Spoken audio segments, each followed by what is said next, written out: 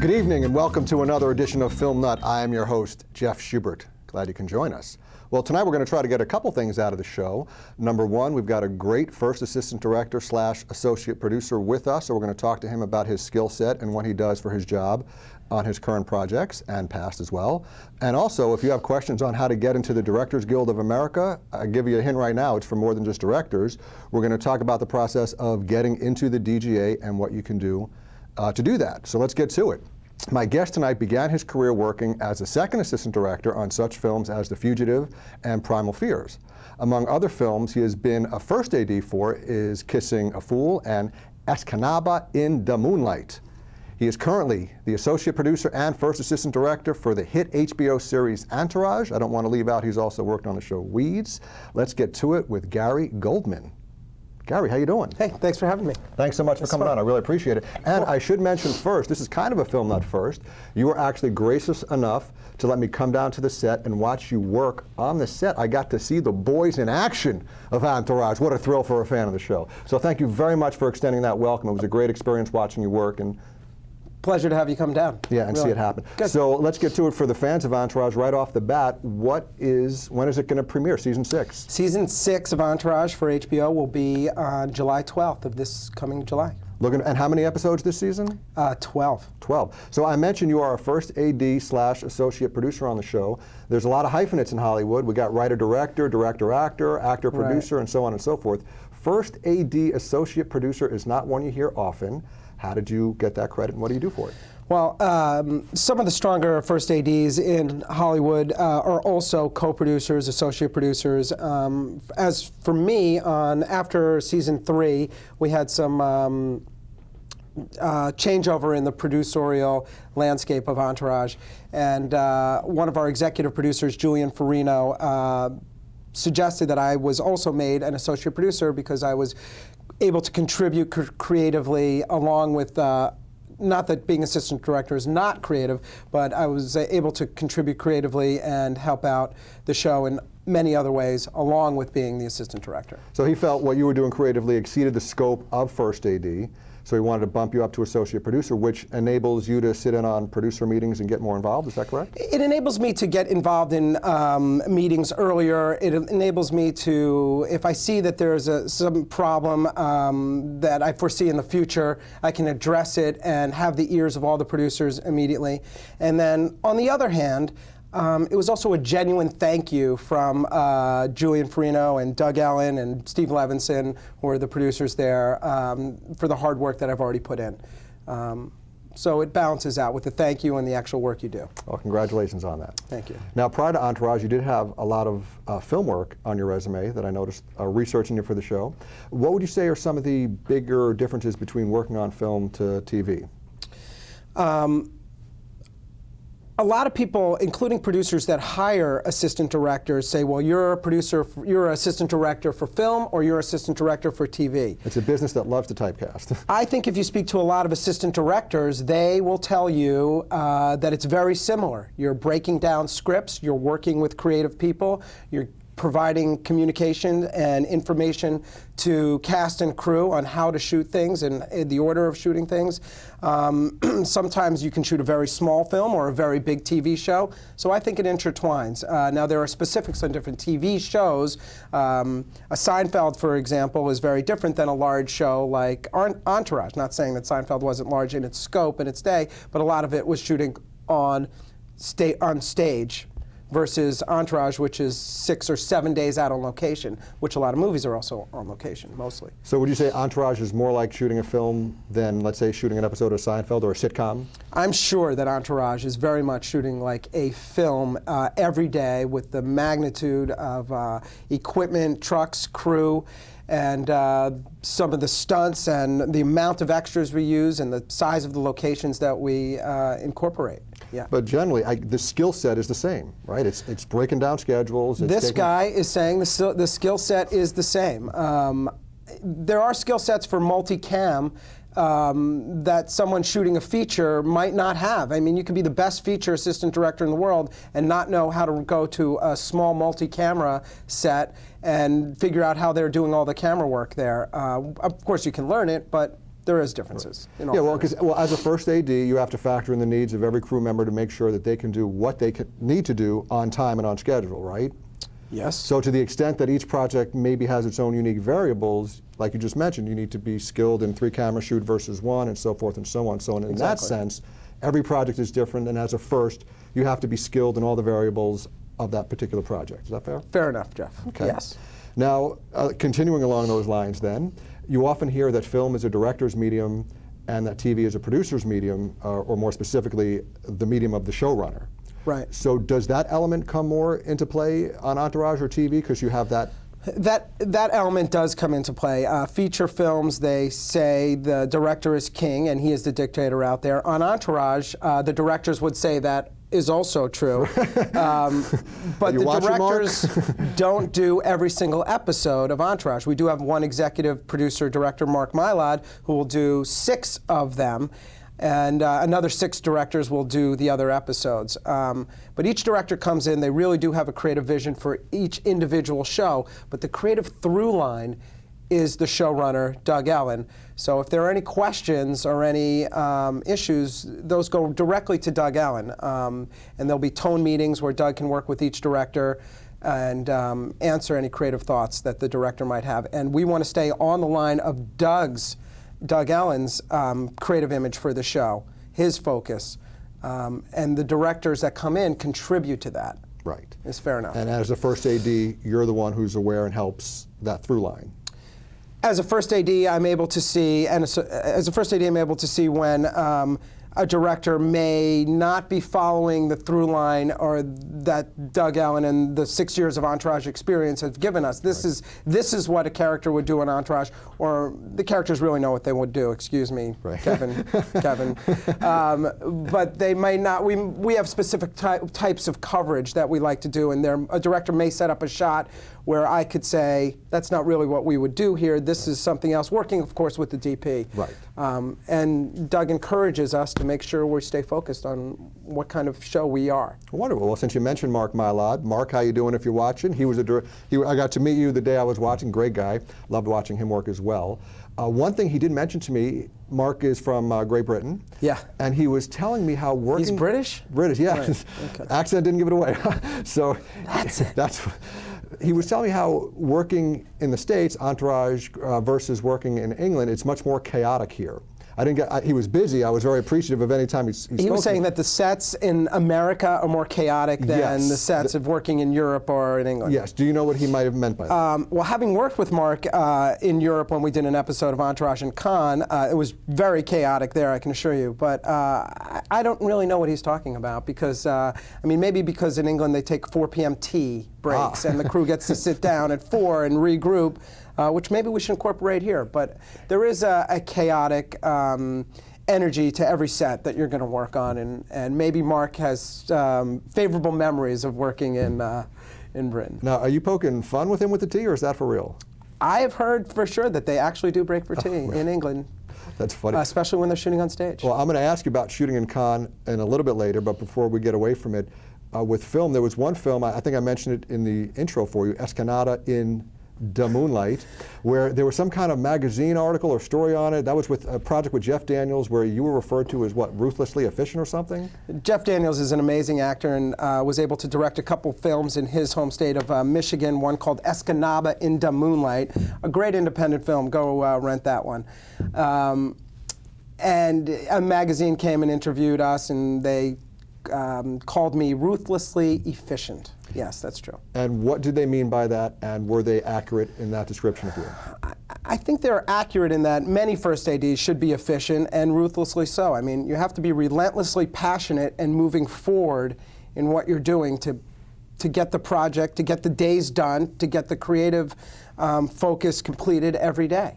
So, yes, if you're not ruthlessly efficient, you're not being a good assistant director. It was a nice compliment for me, but for all assistant directors that are completing their days and adding a creative element to it, yes. You know, ruthless, though, it has kind of almost like a nasty connotation to it, and you seemed incredibly calm on set. So I wouldn't want the viewer to associate ruthless with mean or angry or yelling, because that didn't seem like you.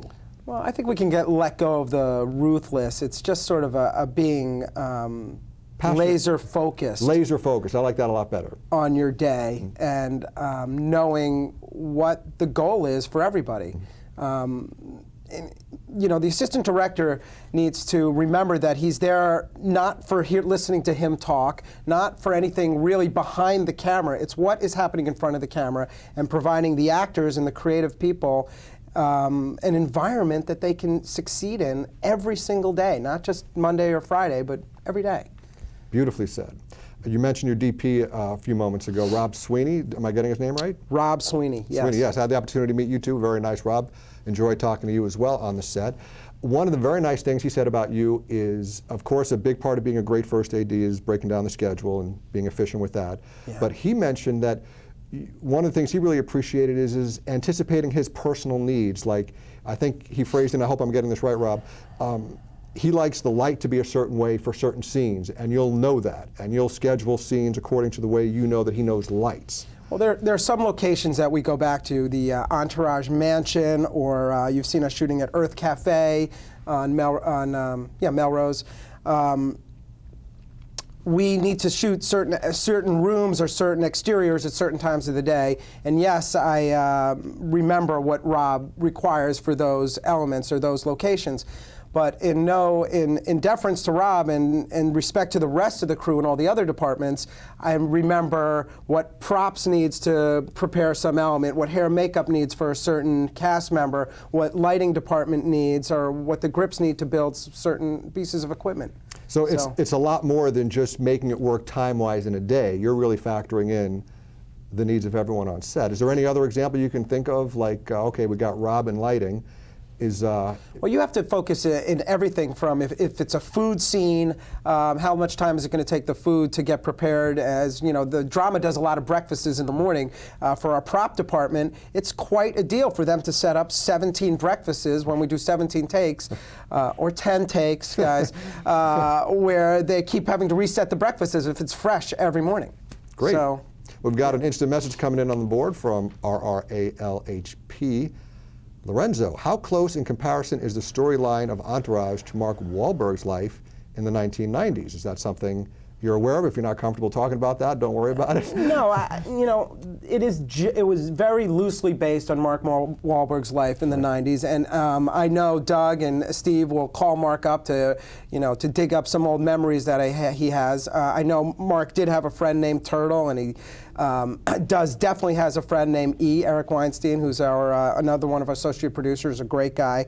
So there are elements that are definitely true. I remember Mark telling a story about, the guys telling me a story that Mark told them about what's it like to be a celebrity, and they were flying around in an airplane, a private plane, and they weren't playing a poker game with the guys, and they didn't want to land yet, so they kept flying around till the poker ended. These are sort of some of the made up or not. Right. These are the kind of bigger than life stories, the aspirational stories that Entourage likes to tell. Wonderful. Well, speaking of bigger than life, there are two kinds of episodes from what I understand on Entourage. There's your standard great Entourage episode, and then there's your event episodes, right? What's the difference between them? Every episode of Entourage is an endeavor that's larger than life for almost every department, and a challenge that they meet on a weekly basis.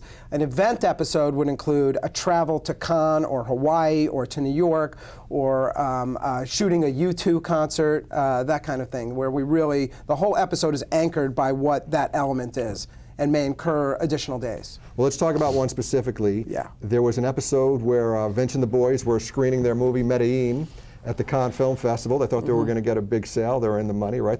Vince put up his personal money. And sold their mansion. Sold their mansion, right? And you did the actual red carpet at Cannes and set up what was involved in putting that scene together. We flew about 20 of our keys, from makeup to the key grip, gaffer, director of photography, assistant cameraman, camera operators, our producer, and even my second AD, Vern Davidson, was able to come. We flew to Cannes once to scout it, figure out how to shoot it. Our producer, Wayne Carmona, and I and Mark really worked it out with the bureaucracy of the Cannes Film Fest and the local government in Cannes.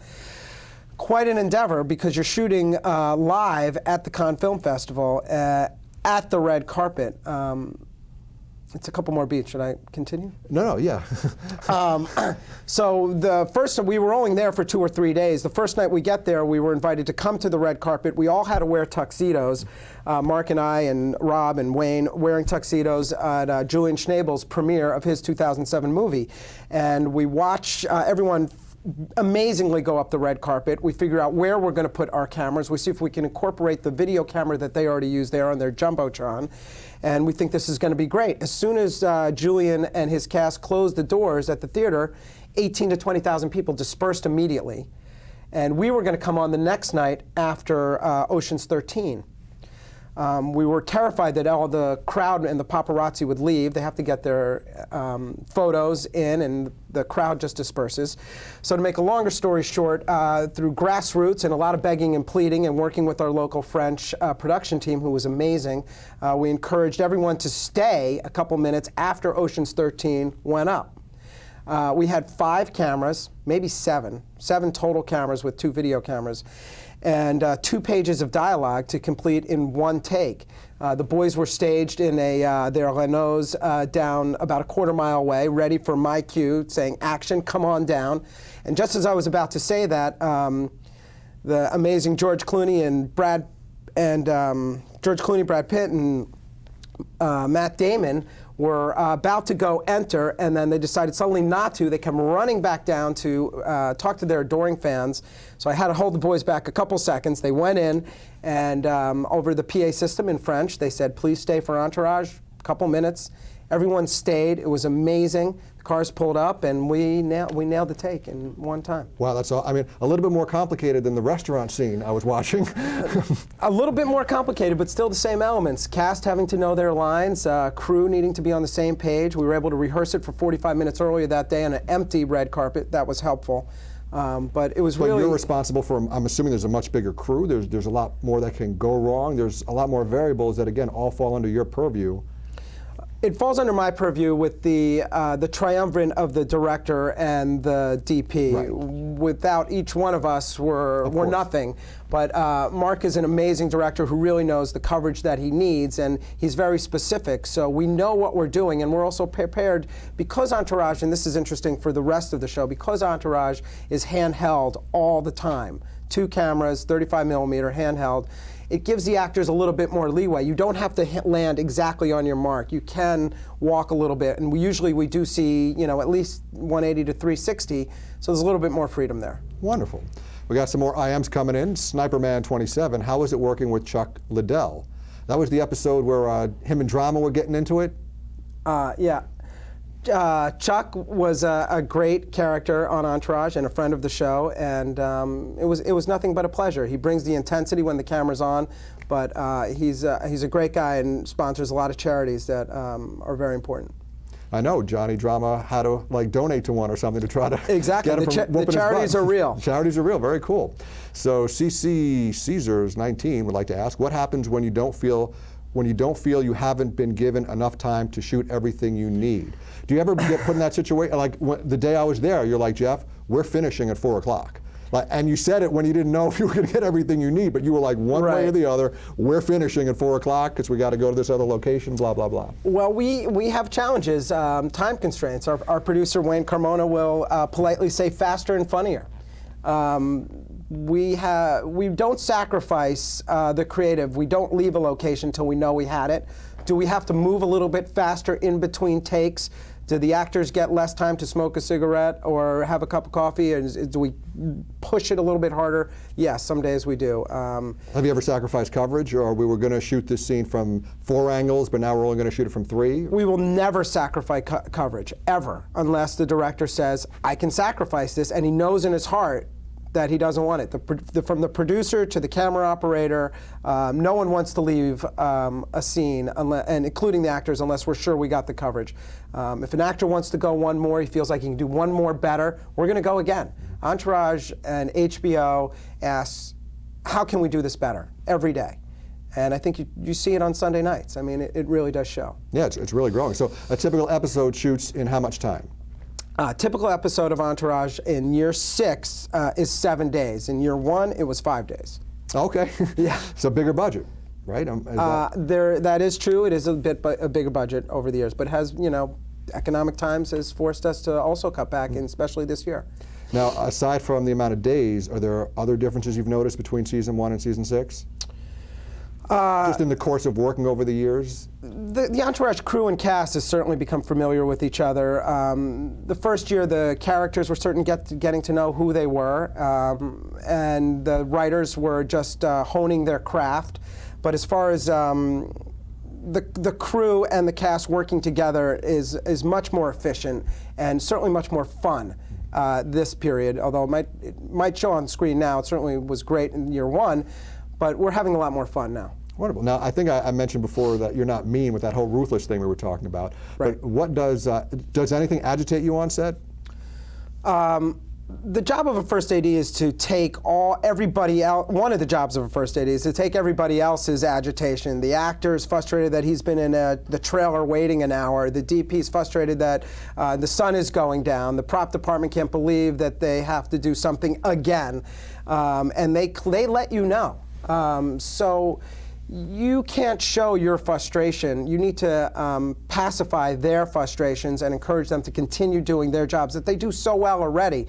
But just being a listening ear to them, I think, is helpful in a general way, and encouraging them to just keep moving. Well, I'll out you on one little thing, and we'll get into this. I was sitting next to him. We were watching, with the director, watching the scene as it played out. So action is called, and within the first couple of seconds, I see Gary, do like this. So like after the scene, I'm like, Gary, what was this for? And do you remember? I'll remind you if you don't remember, because it was a few days ago.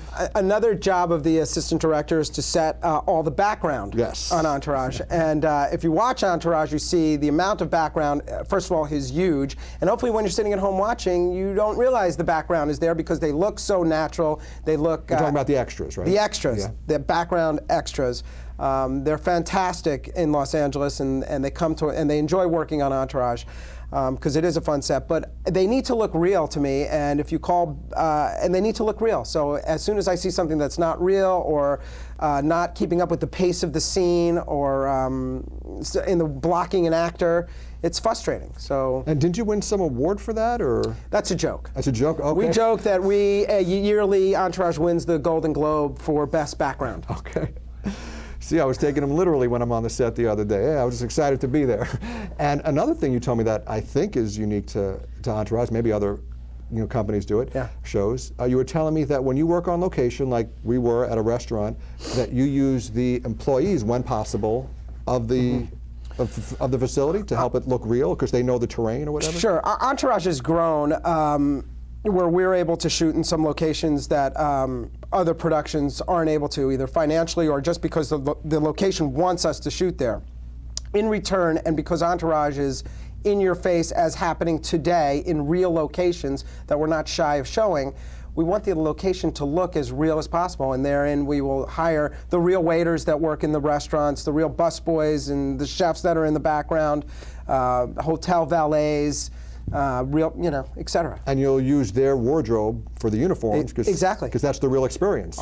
Yeah, exactly. So when you visit from out of town and you go to that restaurant, you're going to see the waiters who are extras. And when you go to Nate and Al's on Beverly Boulevard in Los Angeles, in Beverly Hills, the real waitresses who are classic, and we really appreciate being able to shoot there, wearing those outfits. Yeah. So we got Jitson Beer would like to ask her a comment. What would the execs do if Jeremy Piven wants to leave Entourage to work on more movies? What would the execs do if Jeremy wants to leave? I know Jeremy loves working on Entourage, and we shoot a pretty short season on Entourage. I mean, we really only shoot from March to July. So there's plenty of time for Jeremy to do other features, and I'm sure the execs would be happy to work with him as long as it wasn't in our exact season.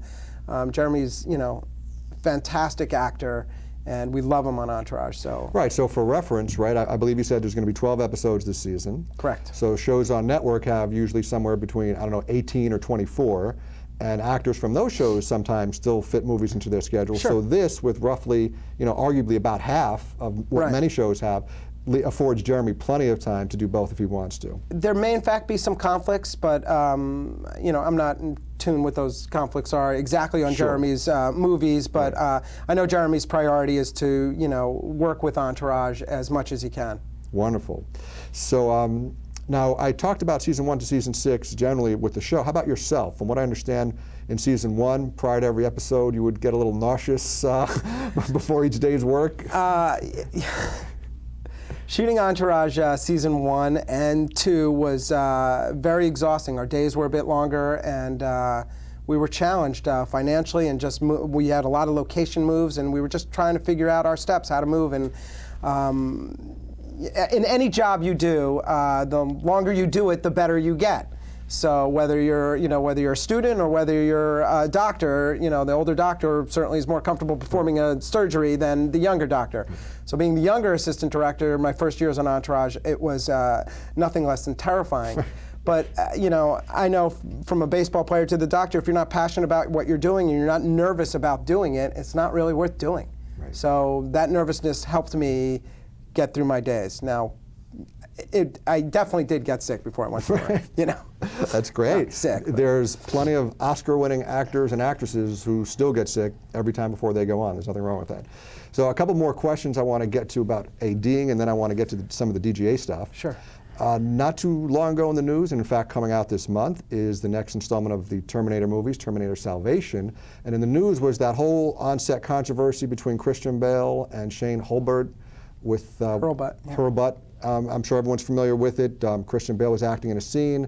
The director of photography was in his eyeline or something to that effect, and there was a huge conflict that ensued that was all over the internet for a while. Are you familiar with that first? Yes, being in the industry or even not being in the industry, I'm sure you've heard of that. Yeah. So aside from the fact that, you know, Christian Bale he overreacted, he has since apologized for it. How would you have handled that situation as a first AD? And forgetting the overreaction, was he right to be upset with a crew member working in his eye line? Well, as a caveat, you know, that was a sound bite, and we weren't privy to what happened before and after. And I'm sure, you know, Shane, the DP, would acknowledge that our job and his job is to be there for what's in front of the camera. And Shane's a wonderful DP, and it does get tense on long days there.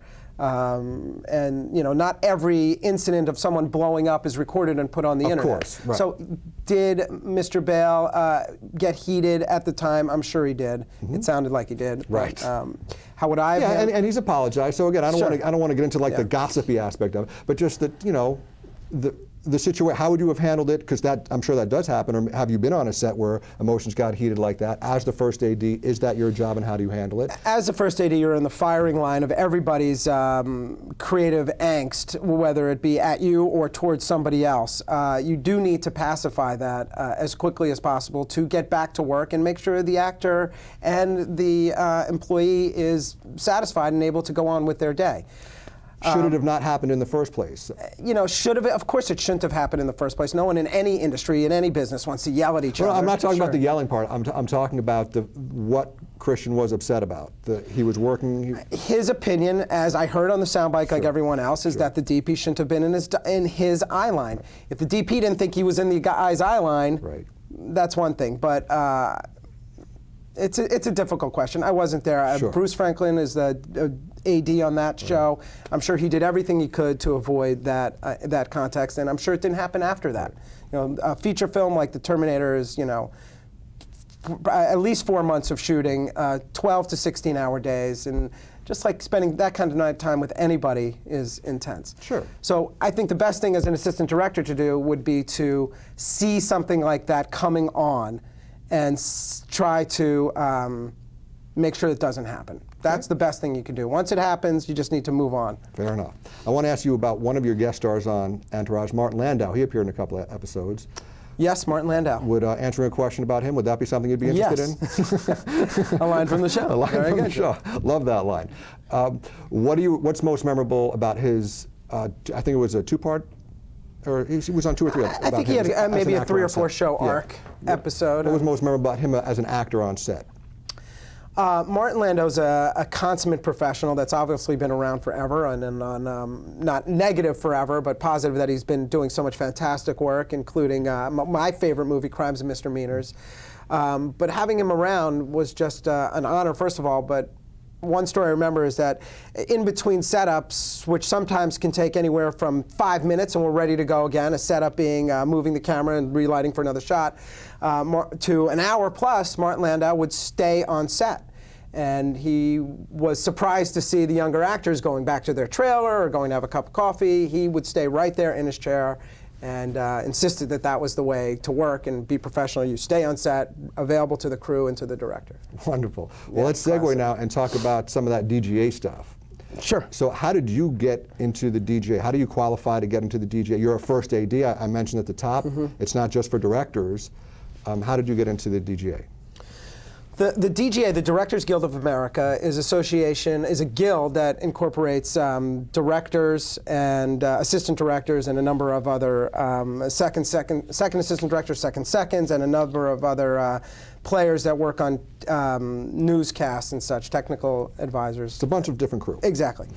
The way I got in is it's challenging for everybody to get in because you have to do a significant amount of work to get in. Right off the bat, you have to do, as a production assistant, 600 plus days, proving every single day, most of them being on shooting days, not your prep days, but your shooting days. And that could take, obviously, 3 or 4 years just to compile that amount of work. And 600 days as what position? 600 days as a production assistant, working on set with assistant directors and shoots, be it commercials, movies, and TV shows. And there's a ton of documentation that you have to keep your records with, right? There's a ton of documentation that you have to prove to the DGA, which has a separate entity that just goes over this paperwork. I brought some books in. Let's see. To show you. Let's see what you got. This is book 1. Book 1 of 2. So here you go, book 1 of 2. And these are like thick. And this was all my PA days, which I happily will never visit again. It's a commitment, let's just say that. And you have to prove your check stubs and every one of your call sheets and have 2 or 3 copies of them. Let's see what we got here. We got call sheets. A call sheet is what? A call sheet is a format, a piece of paper that shows who's working on that day, and on feature films and TVs, the day's work. Wow. So we got call sheets in here. We've got personal crew list, prep calendar. Excuse me. And you have receipts of checks. You have to prove your pay. You have to pay stub, checks, call sheets, and a little bit of blood from every job. Now, is this kind of like SAG, where you have to work union stuff to get in to be in the union, or no? No, as a PA, you're not in any union, so you can work non-union and union jobs. I think I'm right on that, in order to get to your 600 days. And the projects can be TV, they can be film. Could they be non-union film? Yes. That could be a non-union film in order to get your days. And then once you achieve a certain amount of hours, do you then have to join the DGA? You do not have to join the DGA, although you should, but there are plenty of assistant directors out there who perform non-union DGA work. And once you're in the DGA, can you do non-DGA work? Once you're in the DGA, you cannot do non-union work. What about music videos? From what I understand, that might be the only exception. I concur, Doctor. Okay. You do not need, music videos are not under the auspices of the DGA, but some music videos certainly do shoot under that. If you're working with a production company that's a signator that works with the DGA, therefore they will be producing their music video under the auspices of the DGA. Now, does the DGA have a training program? The DGA does have a training program that is incredibly difficult to get into, but like anything, if you really want to get into it, you can get in. You do your due diligence, go to www.dga.org and find out, click on training programs and you'll find it. The training program is about 400 days of actual on-set working with other first ADs and second ADs that are already in the Guild. It's paid.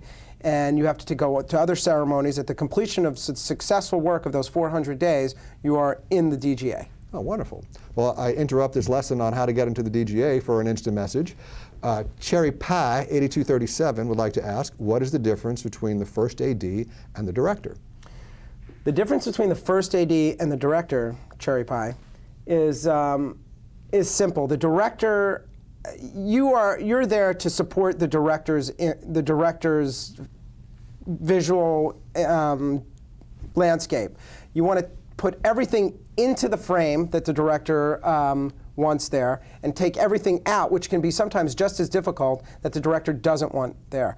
The first assistant director is in charge of assisting the director on how he should shoot and in what order he should shoot the TV show or the movie, and in giving all the elements to the director and asking the director what elements he would like to be there, and assisting him also creatively and working as a team with the director. The director, more specifically, will work directly with the actors and the actual blocking of the scene, where the actors move from to, their reason to go from to said place, and working with the director of photography on how that should be shot and the look of that. So if you're doing your job, if you're putting every other crew position in their position to succeed, production design, cinematographer, and so forth, that frees up the director to work creatively with the actors on both the blocking, setting up the shot, and pulling performance from the actors. Is that fair? That is fair. The director should download to the first assistant director all his wish list of everything from props. Not to say the director won't meet individually with these, but the assistant director should certainly know props, wardrobe, costume, hair, makeup, etc., and special effects, and make sure that information is delivered.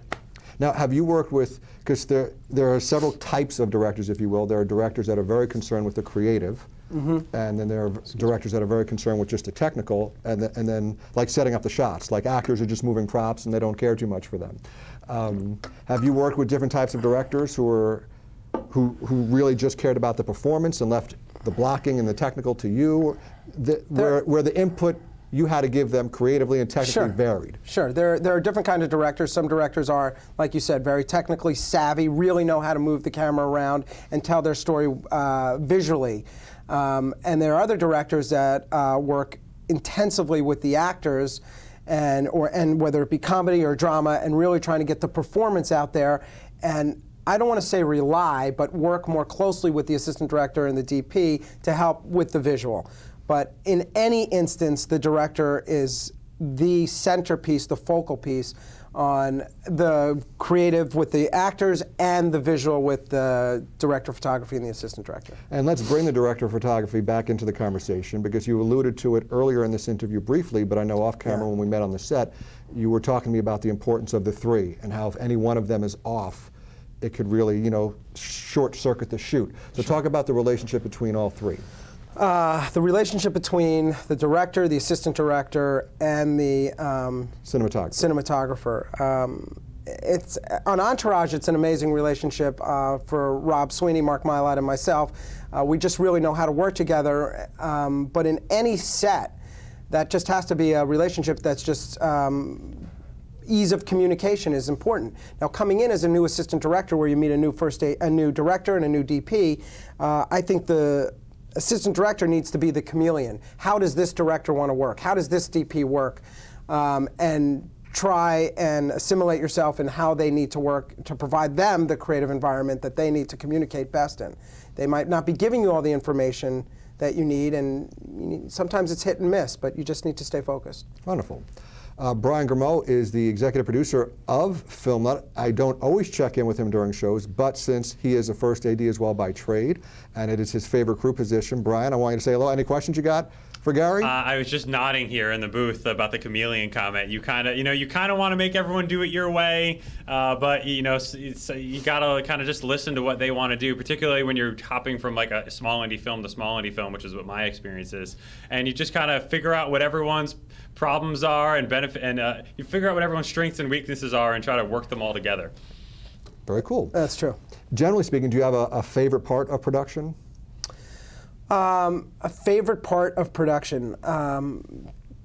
It depends on each day, but the true, I mean, I hate to use this word lightly, but the magic of filmmaking, when you're out there with a great director and a great DP, and you've managed to put everything in front of the camera that they need, and the sun's in the perfect spot, and the actors nail their lines, or a stunt goes off perfectly, it's a sense of accomplishment. And there are moments there that you, as a filmmaker, try and create or recreate every day, nailing all the elements that everyone's been focused on for extensive meetings, and just nailing it. And you know, your modern day, I don't want to romanticize it too much, but when you're out there and you're in filming, it can just be really, it can be great. And that's my favorite. Wonderful. That would be my favorite. Now that you've romanticized it a little bit, let's get back to the nuts and bolts of it. What's the greatest challenge of the position for someone out there who might be thinking about becoming a first AD? How much work is it? What are the hours like? What's the greatest challenge for becoming a first AD? Patience and an extreme amount of hard work, and wanting to be a leader of men, but an extreme team leader, and woman, please, because that's obvious. You need to be able to manage a lot of people, but you also need to listen to the creative energy of what everyone needs to do and stay focused on that. So what's the biggest challenge is probably just becoming a first AD, and then again the other challenge is continuing to work is also challenging in this day and age. Well, once you joined the DGA, then how did you go about getting work? Did the union go about helping you get work? Was it based on networking, friends in the business? Continuing to work as a first AD is all based on networking and working with, you work with one director, perhaps he'll take you on to his next job, or you work with one producer, he'll take you on to the next job, or even your second AD goes on to another job and hears that they need a new first AD. So it's constantly networking and continuing to work. Jobs, you're a freelancer your entire career, quite frankly. Even if I do Entourage for 7 years, Entourage will end at some point, or 8 or 9 end. So, and it doesn't take up my whole year. So other parts of the year I need to be working on other shows. So you need to keep that networking going, and it's a freelance industry. Now, what's the food chain? You don't go from being a non-union PA to being a first AD on Entourage or a major film. Would you be what, a second, and then a second? You would get into the guild. You could become a second AD on commercials, or on feature films and TV shows, you become a second. And the primary responsibilities of second ADs or second seconds? The second AD, a good second AD, which there are many, depends on individual projects, but could either be assisting the first AD on set, or how I prefer to work is the second AD is the first AD of tomorrow. He's prepping everything and thinking everything that I've told him that he needs to get ready for tomorrow.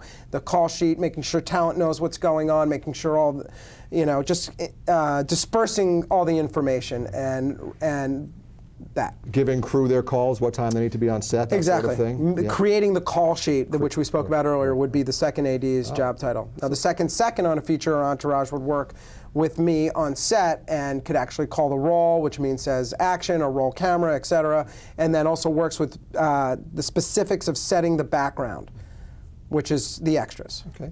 Now we know in television that directors rotate. It's not the same director for every episode. Do first ADs rotate as well? Do you do every episode? Last year I did 7 of 12 episodes. This year I will do 6 of 12 episodes. We do rotate, so the short answer is yes. There's another first AD on Entourage, Vern Davidson. I did episode 1 and 2, then he did episode 3, then I did episode 4, etc. Gotcha. Cherry Pie would like to ask another question. Do you like directing as well? I do like directing, and I like working with directors like Mark and Julian and David Nutter and these amazing directors that allow you to contribute so you feel like you are literally part of the directing team. When a director wins a DGA award, the entire team gets that award, the first AD included. So as a first AD, you do get this feeling of what it's like to direct. I have been lucky enough to direct some commercials and some other projects, and you would like to move on to directing or being a creative producer, or maybe you want to be a fiscal producer. These are 3 directions you can easily go to from there. Well, it did seem like you guys just had fantastic chemistry, just watching you interact and work with each other. Yeah. We, like you said, we're blessed with the time that we spent together and getting to know each other. I mean, you spend more time on set working in prep and then on set than you spend with your families a lot. You miss a lot of Friday nights at home. You miss a lot of, sometimes you'll work Monday morning at 4 a.m. By Friday, it's 4 p.m. You go to work. You come home, it's Saturday morning. It's 6 a.m. You sleep all day Saturday. You have a few minutes with your family Saturday night. You regroup on Sunday and back to work at 4 a.m. on Monday. One thing I love that doesn't even have anything to do with your department, I just noticed it when I was there, was the script supervisor had this computer deal where she was taking her notes on that. That was awesome. Yeah, we need to talk to Kelly about that. She's an excellent script supervisor. And it was all computerized. She had the script on computer. Yes. It's like her own personal Kindle. What's it called with Amazon? Oh, I'm sure Brian will put that on the monitor for me in a second. Let's see, another IM from Cesar 19. For credits, the unit production manager is always grouped with the first and second AD. Why is that? The UPM is a member of the Directors Guild, and a lot of UPMs moved up from being first assistant directors. He's essentially the head of the directing apartment, the director's department, excuse me, not my apartment. Right. He's in charge of the budget factors of the show. He will deal with the UPM deals with the budget, and therefore deals with paying everybody and making sure they're getting paid and realizing, are we going over budget or under budget? It's an extremely important position and needs to know, like the first AD does, everybody else's job and whether their job is being done. And speaking of, there's some more duties of first AD that we haven't gotten to. What did you do today before you came for your interview on Filmnut?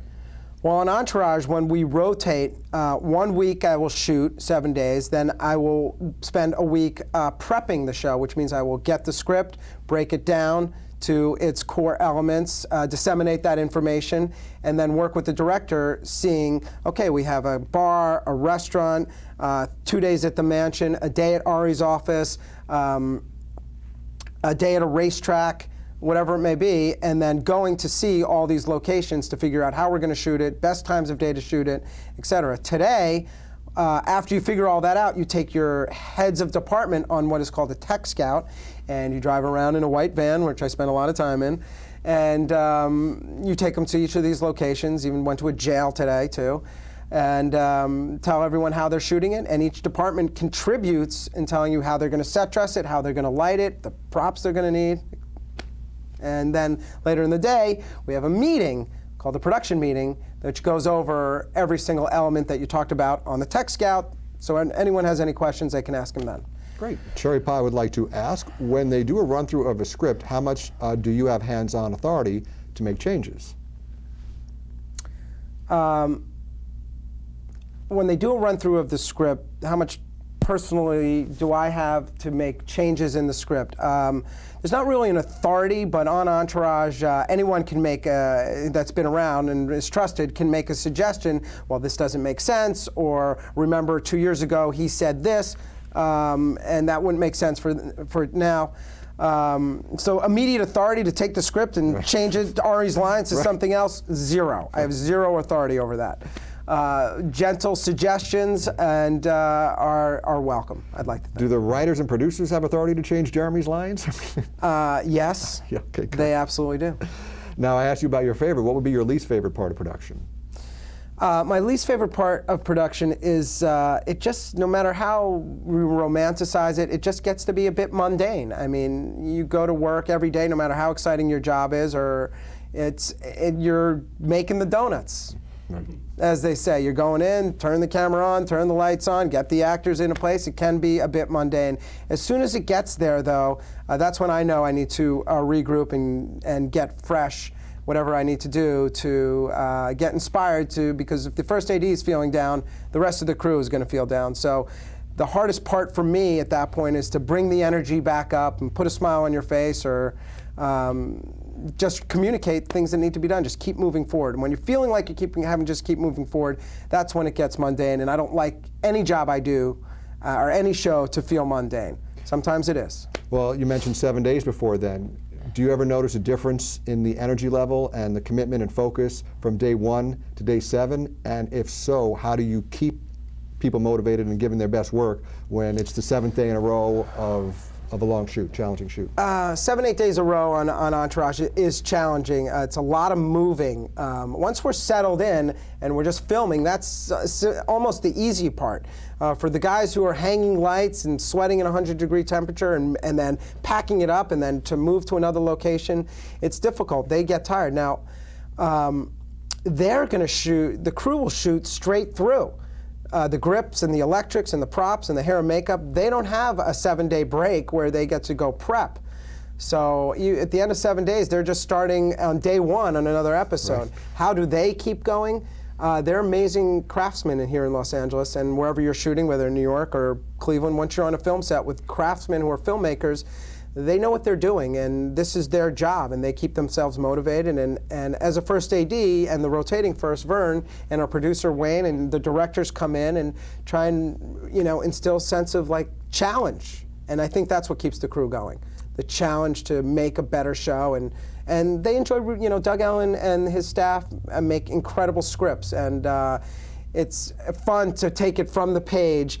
From everybody from the craft service guy, Joe, to Mark Milat, our director, to put it on TV for everyone to watch on Sunday night, including ourselves. We'll sit down on Sunday night and watch it, and it's fun. Well, you all do an outstanding job. Thanks, Jeff. 2 last quick ones. Go ahead. I want you to fill in this sentence, and I repeat the whole sentence so it's all you on camera saying it. To be a great first AD, you have to. So repeat that sentence and then fill in that blank. To be a great first AD, you have to be able to manage creative people, be a creative person, and have passion for your project every single day. To be a great first AD, you have to know the script as well as or better than anyone else. And to be the first AD, you need to be grounded in your belief that the direction that you're going in every day is the right direction. And also, to be a great first AD, you need to listen to every crew member because they know their jobs out there, and to trust them and let them do their job. Being a first AD is letting people do their job and giving them the tools and the time to do it right. I'm sorry, what I meant to say was fill in this paragraph. But very well said. Great. No, I love it. No, the more the better. So the last one is, do you have a favorite set term speak?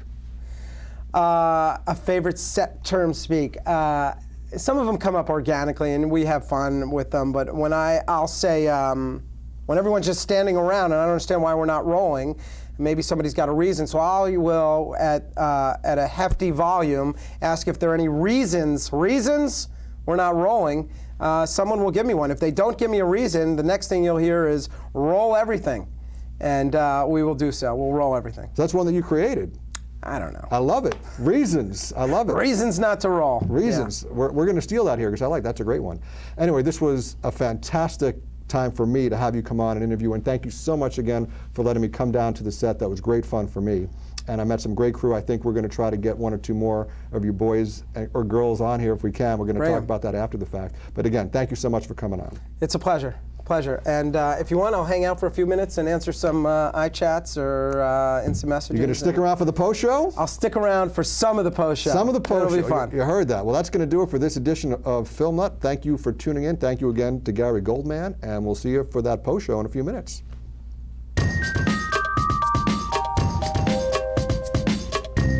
Wow, this is what they do at the end of the...